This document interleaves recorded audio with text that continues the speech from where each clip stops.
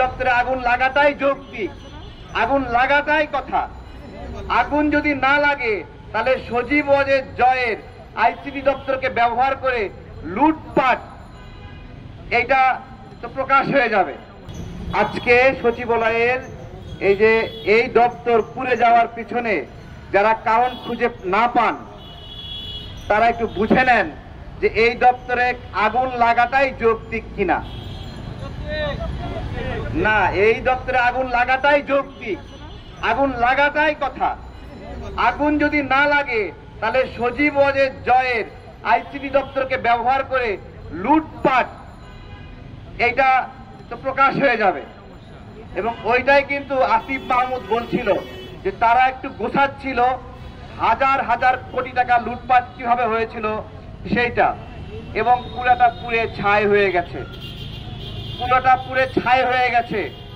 শেখ হাসিনা এখানে এই দপ্তরে এই মন্ত্রণালয়ে কত গুরুত্বপূর্ণ ডকুমেন্ট আছে তার কাছে এটা কোনো বিষয় না, তার কাছে এগুলো কিছু না, তার কাছে এগুলো যে কিছু না তার প্রমাণ হলো বাইতুল মোকাররমের সামনে আমি একটু আগে বলছিলাম সাপ ছাড়ে দিয়ে আন্দোলনকারী নাগরিকদেরকে সে হত্যা করেছিল, 17 জন আহত হয়েছিল, 2 জন মারা গিয়েছিল। সেই ঘটনায় আওয়ামী লীগ নেতারা গ্রেপ্তারও হয়েছিল। ঢাকা বিশ্ববিদ্যালয়ে ছাত্রদের মাঝে বোমা বিস্ফোরণ করেছিল। বাংলাদেশের রাজনীতিতে প্রথম বোমাবাজি শুরু করে শেখ হাসিনা ঢাকা বিশ্ববিদ্যালয়ে বোমা মারার মাধ্যমে।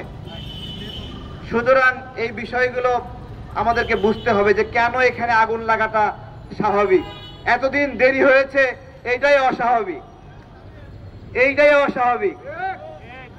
আমরা আজকে বলছি এই যে ধরেন আমাদের সীমান্ত দিয়ে মাদক ঢোকে, তাই না?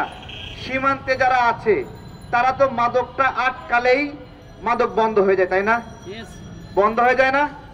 কিন্তু সেটা না আটকায়ে সারা দেশে চোর পুলিশ খেলে মাদক ব্যবসায়ীদের সঙ্গে, তাই না? ঠিক একইভাবে শেখ হাসিনা যখন গণ অভ্যুত্থানের সময় এখানে পালাচ্ছিল তাকে ধরলেই তো খেলা শেষ, তাই না? কিন্তু খেলা শেষ করা হয় নাই।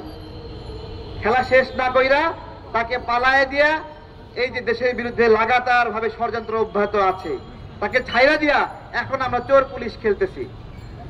এই চোর পুলিশ খেলার জন্য দায়ী কে? সেনাবাহিনীর প্রধানের নাম নিলে খুব বেশি অন্যায় হবে নাকি? হ্যাঁ, ওনার কোনো ডিসিশন ছিল না এখানে যেতে দেবেন উনি? মায়া দেখাইছে শেখ পরিবারের সদস্য, শেখ পরিবারের সদস্য কিছু করা যাবে না, তাই তো?